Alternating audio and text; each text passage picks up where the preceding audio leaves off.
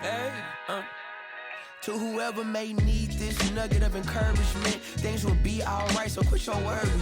I get it, the odds seem stacked back against the wall, but even consider it such, know you'll stand tall. Sat and watch from the sidelines, one too many times. Wicked games we play make me wanna lose my mind. Found solitude, knowing it'll be over soon. Hi, everyone. Welcome to Contrary to the Culture. I am your host, Jaysa King. This podcast has been created solely to explore the depths of cultures around the nation. We will have interviews from experts, challenge the mainstream ideas surrounding the cultural identities in our society, as well as make sure we touch on misconceptions we have about. All episodes are brought to you on Tuesdays at 3 p.m. on all major podcast platforms, not to mention my website, audacityofwomen.com.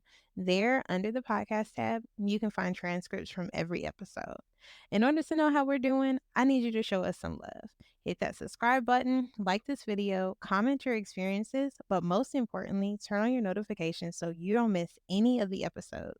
Now that that's done, let's jump into our episode.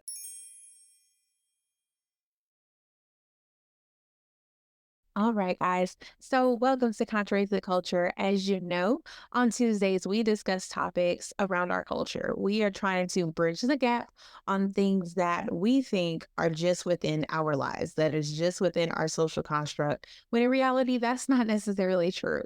Today's episode is social growth and living structure. We have an amazing woman. Her name is Amber. She is the owner of the Organizer Chicks. Okay. First off, let me start by saying her logo, y'all, is the cutest thing. If you go on the website and look at her logo, it is so cute. And it matches her personality, y'all. It is just so bubbly. It is so colorful. I love a good yellow.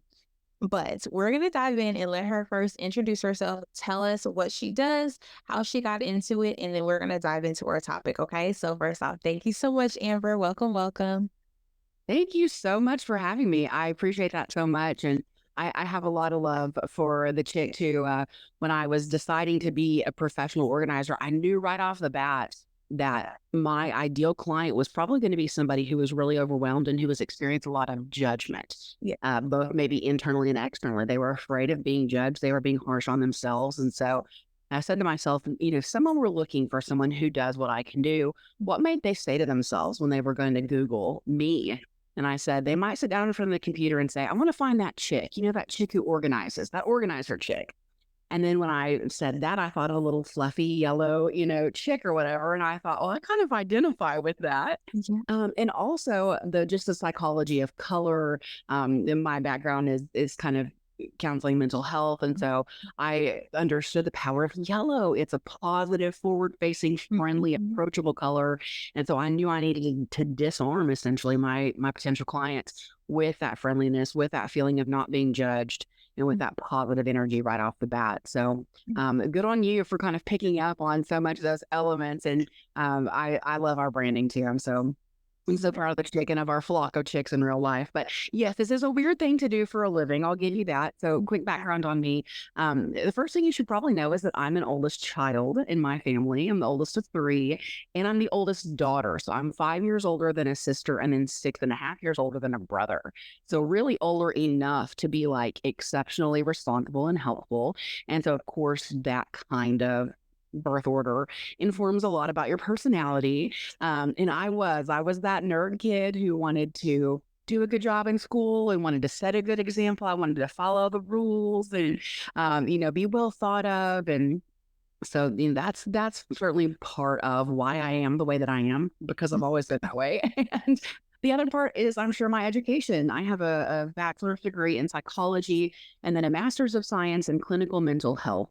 And it was actually while I was in grad school, I just got really interested in kind of the struggles of the everyday lives of families. Like what's going on that's bogging us down?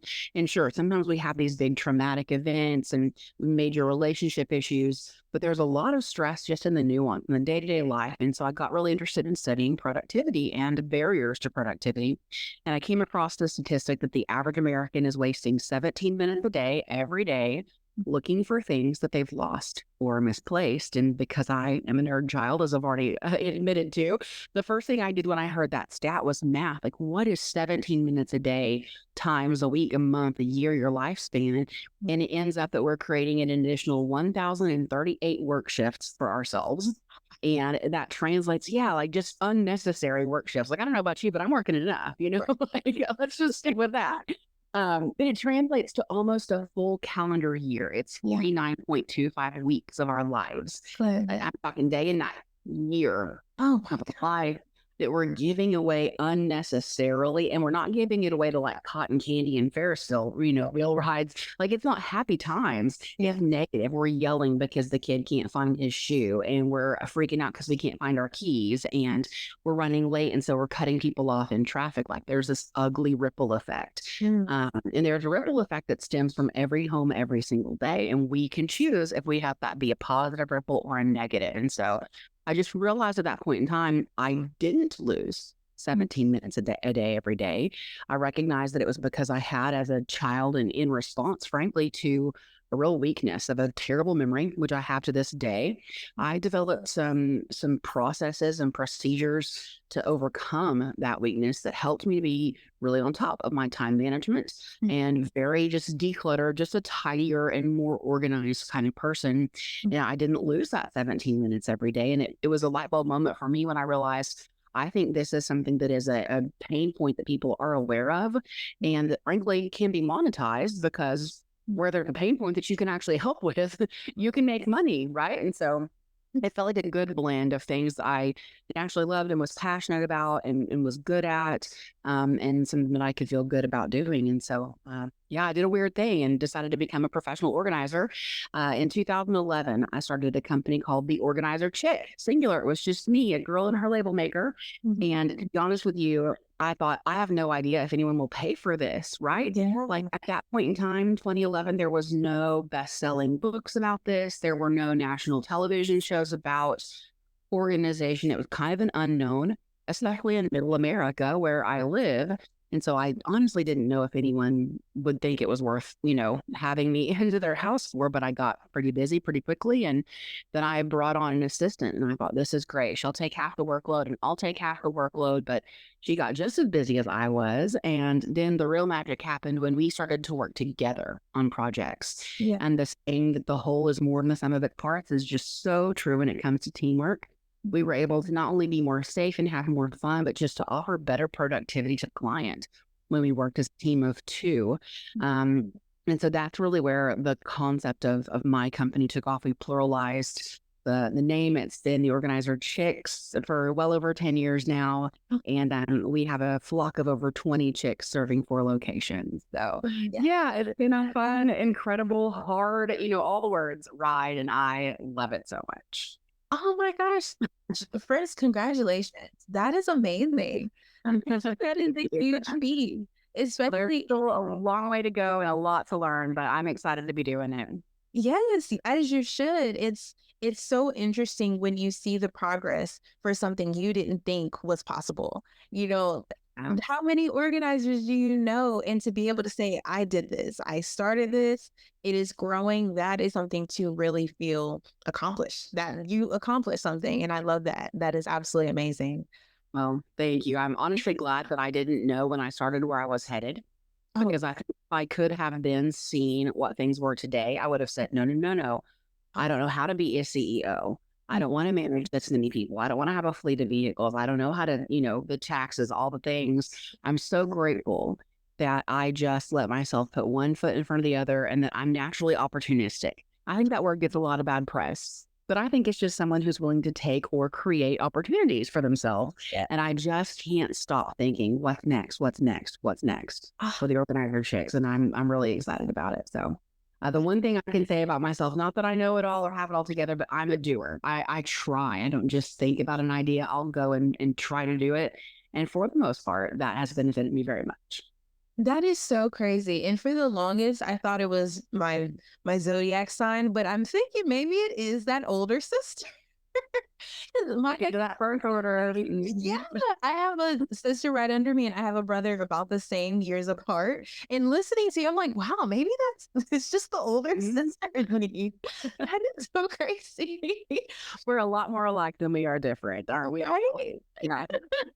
I love that. So, my first thought with this topic, right? When it comes to our social structures, we have different qualities that we find in people that we believe can either make us or break us. So when it comes to your organization, literally when it comes to organizing, what have you seen in the different types of people? What do you think kind of draws them to certain habits? That's a loaded question.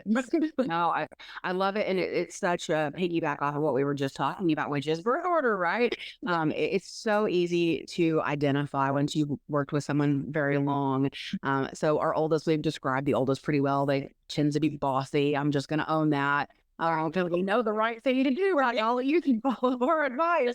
But we're the getter dones, right? Like if you want something done, you hand it off to that firstborn, and they're going to task manage, and they're going to get that thing done. They're going to accept responsibility and maybe demand that they are able to have responsibility. Yeah. Pretty well. They tend to be well spoken, and they tend to be ladder climbers, right? So that's your traditional firstborn, and then a middle child is going to be very different. They're going to differentiate. A middle child never gets that super special position in the family. They never get to be the only one, the firstborn that everyone's watching while it sleeps because I have a baby. They come in right off the bat and they're already kind of like having to be juggled with somebody else's life. And then eventually they get dethroned by a new baby. And now they're not even the youngest anymore, right? So a middle child often has a feeling their whole lives that things are unfair, that they're not as important, that they're not as special. Middle children also are just amazing at being the people who are going to make everybody feel okay. They don't want any conflict. And oftentimes they won't go head to head with an older sibling. So for instance, if big brother plays football, the second brother might not even try to play football. They are going to completely differentiate, maybe play tennis, maybe not play a sport at all. Decide my thing is instead going to be academics. And so they're going to really lean a different direction so as not to go head to head because they don't want contention. So the peacemakers of the world are often going to be our middle people. They are so fun loving and they're so lovely to be around. And they're oftentimes very, very warm people, but who do have a tendency to kind of maybe think that things are unfair. And then our babies of the family, they tend to be the ones who are like, what rules? Like, I know y'all had rules, but that doesn't apply to me because I'm on this super special kiddo and I kind of get to do whatever I want to. And by the time a last child comes along, mom and dad are tired. They are over it. Those rules probably literally don't apply to them. Everybody else lived just fine. Our youngest tends to be the life of the party. They are the fun, good time person, probably not your most responsible, maybe not the person you want to be in charge of the trust for the family or something like that often. And obviously, can I just say, these are stereotypes, right? All kinds of different factors can enhance or change our personality, from family of origin to mixed families to actual trauma that happens. There's all kinds of things that can change this. But typically speaking, your youngest are so much fun to be around. They're usually hilarious. They're very socially at ease and they make friends very, very quickly. Now, an only child is a whole different breed. They are such an adult from the time that they're a child that they don't often have a traditional childhood in the ways that a lot of other kids with siblings do. They tend to see other adults as their peer groups. And so they stay highly individualized and highly mature. They have a hard time sometimes later in life in relationships because they never learned to share. They don't want to move their stuff. They want everything to be just where they left it, which is the right place, by the way. If you put it somewhere else, you're wrong. Right. But again, an only child is going to have some characteristics of that oldest child, right? They're going to be very mature. They're going to be very capable of getting a lot of stuff done as well. So with all of those birth orders, there come, again, stereotypically, different ways that we approach our stuff and our clutter, right? So when, as it normally happens, we marry, we partner up differently. you know, and there's something attractive to that oldest child about that carefree, hilarious youngest. And oh my gosh, it's just chemistry and it sparks until we have to share the same bathroom. And then, oh my gosh, why do you never put this lid on the toothpaste when you just lay it on the counter, right? So I think understanding birth order actually helps us to appreciate each other more and understand that like some of this is deeply ingrained. Any personality type, any birth order can become organized. But one of the key questions is why? And anytime you want to change human behavior and you want someone else to change their behavior for you, we must answer the key and crucial question, what's in it for me? So if you're going to try to explain to your youngest child's spouse or partner or friend why I really need you to behavior modify in some kind of way, you have to let them know. Because when I can walk into the bedroom and have a space that feels actually relaxing, I can be with you more fully as a partner. I can relax. I can have this time for you. And that's how it benefits you, is that you're getting the best of me. Right. The most relaxed, the most open to physical touch that I can be is when you actually help me to achieve this. And I'm going to help you in your ways, right? Do I need to be more social? Do I need to be whatever it is, right? So, that's a long answer to a short question, but I hope that maybe helps a little bit. No, and it's so funny. I am everything you just described. It's funny. It's so funny. I'm like thinking like I need to call my sister. I need to go hug my brother because I have both. I'm the oldest, but I'm also an only child. So, so watching my siblings, my sister is the people pleaser. She wants to be the peacemaker. She wants to make everything okay. Yeah, yes, he is the carefree one, and we're all watching like, why? I would not have been able to do that. But it is so interesting because we all live very different lives. I am super organized, and watching my sister, she is clean outside of her space, but in her space, it is her control area.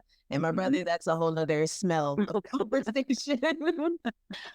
But it is interesting because at the end of the day, it is completely different paths.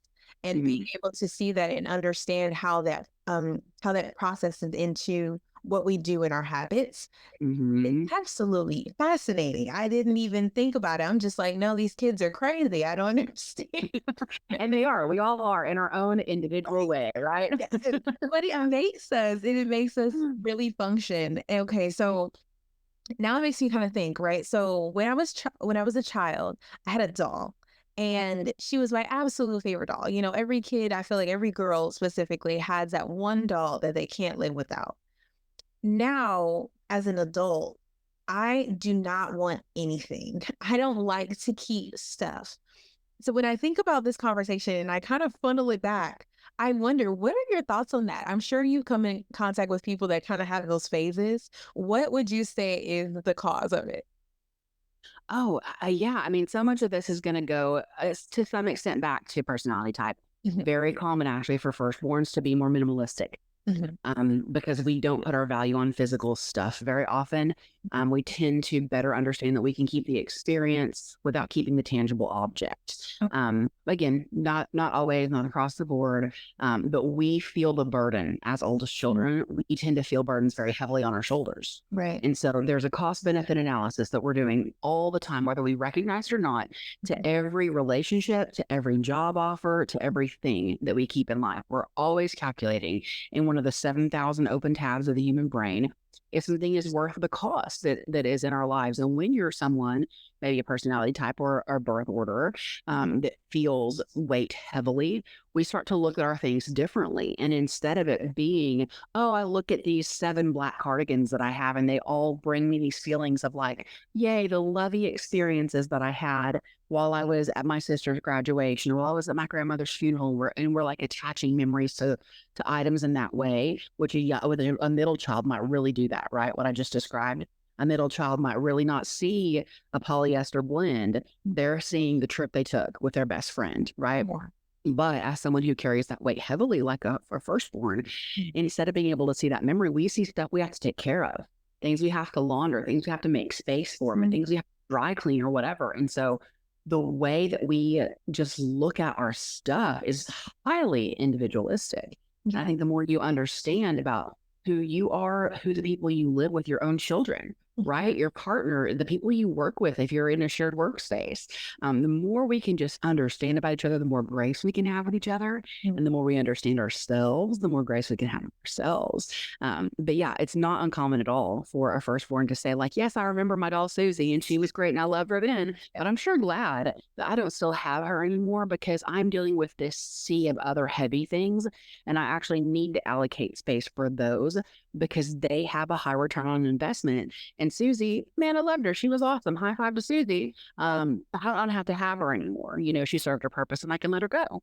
So that's one of the things that we work with a lot as professional organizers is helping people identify and release what is genuinely excess. And until we can identify what excess actually is, we certainly can't let it go, right? And so what we do is a very art meets science, helping someone walk through sometimes a lifetime of memories. Positive memories can be very hard to let go of. Negative memories can be very hard to let go of, depending on personality type. So yeah, it's highly individualistic, but in some way, what we know that, we do what serves us. Right. As humans, on some level, it serves us, at least to the extent that we understand it. And the saying, when you know better, you do better applies, right? Sometimes we can have experiences that show us like, oh, you know what? I actually can make a coffee table book out of all my dad's old shirts. And I can journal about remembering where he wore this one and remembering when we went to the state fair and he wore this one. And I can, again, keep those memories without keeping a wardrobe full of clothing that, in essence, I'm just keeping somebody else from actually being able to use. I'm just holding it hostage, right? So we work a lot with reframing and helping people, again, identify and then release that's not really, really serving them. That is so interesting. And I wonder when we are in these positions, right? So this is a very counseling heavy, especially when it comes to people that are kind of forced into that state of mind of having to release. Yeah. It's not easy. So when you are dealing with people that are, calling out to you to come and help with someone else's situation, what is your process getting through to them? Do you kind of give up or do you require that they are fully invested as well? What does that look like for you? Yeah, right. So it's the latter all the way. When someone calls and they say, I want to get a gift certificate for my mom, for my wife, whatever, the first question we ask before anyone spends any money with us is, does that person want to be the recipient of this gift certificate? Have they expressed to you this is something that they are inviting into their life and that they're open to? And I say this to clients all the time, because I'm happy to be someone's gift and I don't want to be anyone's slap in the face, right? I'm not a physician. I've not taken a Hippocratic oath, but the whole concept of do no harm very much resonates with me. And I deeply understand that when someone is not ready to let go of things, when they are feeling pain, when they're feeling a loss of control in their life and they're hanging on tightly to their stuff, if someone, as well-meaning as they may be, if it's the church group, if it's the friend, the sister, the professional organizer, if someone comes in with the intention to take away those things from that person, all that is going to do is to make them cling with even tighter fists to their stuff, because in their mind, what they most fear is actually happening, which is that they're losing control even further. And so the last thing that we ever want to do is to go be help where it's not helpful. We want to be helpful help, and that requires somebody being ready for that kind of help. So again, a long answer to a short question, but we only want to work with people who want to be working with us, who either have come to a pain point where it's just too hard, or it's too embarrassing, or it's too overwhelming, or there's not enough time. For whatever reason, some proverbial straw somewhere has broken the camel's back, and they're ready to do the work, mental, emotional, physical work that will help to bring about the change that they're ready for. Oh, I love that. And that's definitely something I can say is I have seen with other people. Right. Even just having certain conversations within the interviews I've done, if they are not comfortable having that conversation or really identifying my perspective, because I can be biased. I am huge on accountability. And if you're not ready for it, the conversation goes nowhere. So I definitely applaud you for taking that step, because I feel like a lot of people, especially family members and oldest children, we think we know everything and we see the result. We see what you need to do. The solution's right there. But do it my way. Like, let's just move on. I'm tired of talking about it. But in reality, it's the journey. That is where you learn the most lessons, not the result. So Absolutely. yes, definitely commend you there. I am curious again, your home has to be absolutely immaculate. I bet there are labels everywhere. What would you say for someone on the outside that is really just trying to figure it out, a Kickstarter? What would you say is the ideal starting space for them? Yeah, I love this question. So let me back it up real quick and tell you my home is not perfectly immaculate and amazingly well off the day. I have 4 children and awesome human of a husband. And we live in our home. Like we play there every day. We've got a dog in the backyard. So every day the ukulele comes out and the toys come out and the train set comes out. But also every day, and not necessarily because things are even labeled per se, but things have a home. And we've been teaching our kids since they were literally old enough to like toddle with their shoe. Your shoe goes here, your toy goes here. And so we've also gifted our kids the gift of having no more than they can actually manage. I think sometimes as Americans, we just have, it's a wonderful American problem, but we have too much stuff. Yeah. The US has 3.9% of the world's children. So of all the kids who are alive on the face of the earth today, 3.9 of them live in the United States of America, but we own 40% of the world's toys. And so, we are having children with lower attention, abilities than ever before. And some of that is the way we're making television programs with like faster cuts than ever before, but we're not giving our kids the gift of boredom. We are inundating them from young ages with things that beep and that light up and that have a voice and a screen. And we need, as humans, we need to be gifted the ability to just be bored because it's the wellspring of imagination. And so we have always gone with a 1-to-1 ratio of minute to years. So what that would look like was when our kids were 3, they would have no more toys than would take them 3 minutes to clean up, because that is a ratio that they can win at. And that's, we have to set up our kids and ourselves, frankly, to be able to win. Cleaning up your room is such a daunting task. But the kid just gets noodle-legged and flops in the floor. We're not helping them to, get to that place where they can take that sense of ownership, that sense of pride in the job well done. But this is, again, me on a tangent. But yes, our rooms get used every single day, but we also have, it's a family value. And I think everyone knows those families who, maybe a family, we have some friends like this. They're the most like fit people. Like they are lean and sinewy and they're walking and like hiking as a family. And I'm like, y'all are awesome, as I sit on the couch and eat my chips. But that's a family value. They make time for that, right? Yeah. They purchase the things that support those physical outings and those habits, and they ingrain that into their lives. And that's the same thing with anything. For us, living a little bit more tidy is just a family value.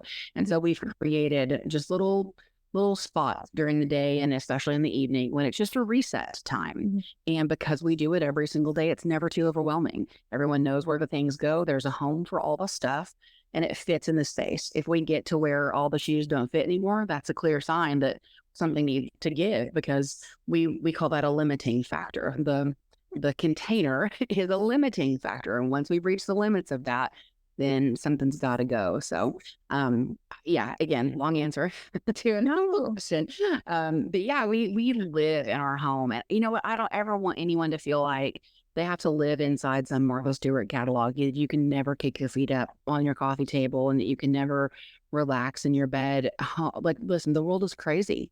It is absolutely crazy right out there. And none of us can individually control so much. We can't individually, we cannot do anything to really change the economy and politics and wars and election. I mean, there's just so much going on that's bonkers. Yeah. But what we can do is we can control the way we feel inside our spaces. When we control the exterior environment, it changes our chemistry, and we have the opportunity to be the architects of our neurotransmitters to a large degree by the context of our physical space. I think that's an incredibly empowering thing that we tried to teach our kids at a really young age. Like, when the room's messy, let's stand at the edge of it. Let's survey this. How do you feel when you look at them? Well, you played hard in here today. How do you feel in here, sister? and then just be quiet and let that kid, at whatever age they are, say, oh, it feels, that'd be great. And then let's come back. I'm going to give you 5 minutes. I can't wait to see what amazing work you do. I cannot wait to see how neat your room can be in 5 minutes. High five. See you in 5. And then come back. Now the room's tidy. Let's stand at the edge of it again. Yeah. How does it feel now? Wow, you did this. How does it feel to you now in this space? Does it feel like a place that's relaxing, where you want to hang out and just rest now? And let them vocalize that to you. And that we want to create a situation where even as kids, we have an internal, respect for the thing that we can create, that we're identifying and putting 2 and 2 together. I am internally impacted by my external environment. And that's a thing that a lot of grown people, just sometimes we miss out on different lessons in life, right? I literally never learned to cook. My husband is the cook in our family, always has been. We've been married since the year 2000. So we all miss out on different lessons in life. Frankly, I didn't miss that lesson at all. I don't care. I never learned it. But sometimes we just don't recognize that. If I have women sometimes who say, I'm so overwhelmed. I don't like being at home. I have no patience. Yeah. I'm quick to start yelling at folks, and I don't even know why. Nothing is wrong per se. I'm just so frustrated. I'm always mad. Well, if your physical environment is helping you to feel a chaotic, uncalm, high anxiety kind of way, and we can fix that, then that's going to, again, help your neurotransmitters, which our feelings are chemicals. Yeah. It's going to help you be the more patient, the more present mom, sister, volunteer wife that you want to be, Oh, I love that. And that is you went right into my next question. When we're translating it to how people are in an everyday life, we really do have to think about what we're surrounding ourselves with. I've met so many entrepreneurs that leave their careers because of their environment. It's not serving them in any way, shape, or form. And I know that someone that's on my team, she's absolutely amazing. She's in the same position right now. And not only is it affecting her mood, but it's also affecting her health. And I think we don't realize how something as small as clutter, right? So my bedroom, no matter what, I am working on it. Okay. I'm not the best at it, but I'm working on it. Not bringing my work to my room. I look at a screen all day. I am putting stuff together and working on content. So when I go to my room, that is my space to decompress and not have any blue light. If I'm being quite honest. But you have to at some point, because you're trying to be something, but you have to step away. And I think that is important to discuss when it comes to how we interact with one another. We have no idea what our houses look like, what our cars look like driving to work. I am irritated from the time I wake up to getting in my car to driving to this job that hates me. You're constantly surrounded by it. So it's definitely important to address those things, your psychological effects. I love that. Absolutely. First of all, I commend you for having that boundary of enabling yourself to not bring work into that sacred space. It's not just okay, it's good for you to have that and say, this door shuts, and that part of me is enabled to not come, into this space. So good for you. But I think it's so important that people understand a little bit about their own biochemistry and their own physiopsychology. And here's one of the ways I mean that. When humans look at pictures of clutter, even if it's not their own personal clutter, we just look at a photo of someone's cluttered space. We across the board experience a spike in cortisol, which is a neurotransmitter that does good things for us in proper amounts. That when we start to get cortisol in amounts that are too high for us, it does some pretty ugly things. It increases our fatigue and our chance for migraines. It increases our blood pressure. So those are negative increases that are happening, but at the same time, it's decreasing our serotonin level. Serotonin is our body's natural feel-good chemical. We want as much of that as we can. It's also suppressing our immune systems. So we're having a really adverse effect on a physiological level when we're bathed in cortisol. And that happens when we just see clutter, even if it's somebody else's. Interestingly, but maybe not surprisingly, women have a statistically significantly higher and longer lasting cortisol spike than their male counterparts. So, woman who's listening to this podcast today, if you've ever thought to yourself, my gosh, does nobody else care about this clutter like I do? Does he not see this mess like I see it? Maybe not. Maybe not. And whether that is a biological construct or a sociological imperative, that's probably a conversation for another day. Like, did he learn not to care? Did you learn to care? Or was this just the nature of things? I don't know for sure. But what we do know for sure is that it bothers you on a level that you can't ignore, but you try to ignore because it's so normal. But that kind of thing, it talks to us all the time. There's a man named William James, and he has a quote that I love so much. I find to be so true. He said, "There is nothing so fatiguing as the eternal hanging on of an uncompleted task." Oh, And I think that is so true. We've all had that uncompleted thing. If it's the taxes, if it's the dishes in the sink, they talk to us. And so often we go through our day and we just have task after task that we're doing for everybody else. And then at the end of the night finally comes and we think, my gosh, thank goodness I'm finally going to get to just, Netflix and chill for the next 30 minutes.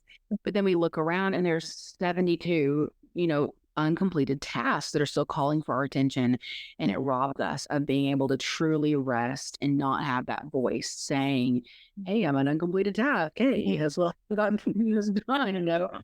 It wears us down. yeah. And we're the only ones who can be responsible for shushing that voice. And our brains are wired for project completion.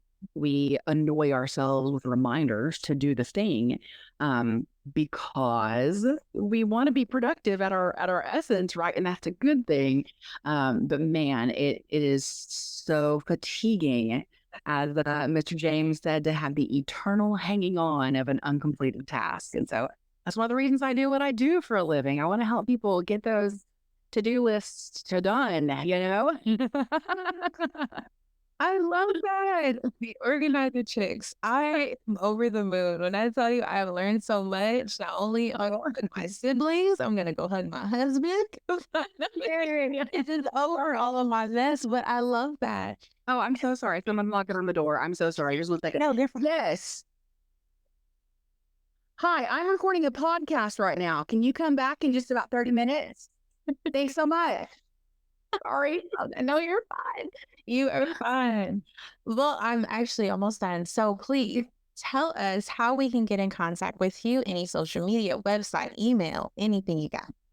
Yeah. So the good news is that we're pretty easy to find. If you just Google The Organizer Chicks, we're going to pop up all over the place. We're at facebook.com/The Organizer Chicks, Instagram /The Organizer Chicks, TikTok at The Organizer Chicks, and at theorganizerchicks.com. Oh my gosh, I love it. I love it. I love it.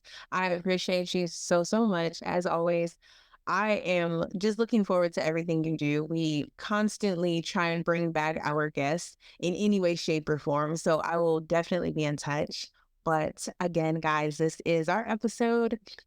I don't even know what to say. I just love this episode. It was so lovely meeting you. Well, I really appreciate the opportunity. I appreciate your platform to talk about us a little more. I think we do this thing where we live inside of our separate, homes, and we show our pretty Pinterest pictures, and we show our best forward face on social media. And I get that. Well, no one should be just airing their dirty laundry all the time. But I think it's so important to recognize that we are in the trenches individually, and a rising tide raises all ships. We need each other. And you are good at 22 things that I am not. And I am good at 22 things that you are not. And that is not a failure of yours. It is not a failure of mine. We need each other and we are better together. And so if you are someone who needs help with organization, I hope you'll reach out to us or to your best friend or to an organizer in your area. And maybe one of these days, someone will help me learn to cook. I love it. What a great way to close the episode, guys. You already know what to do.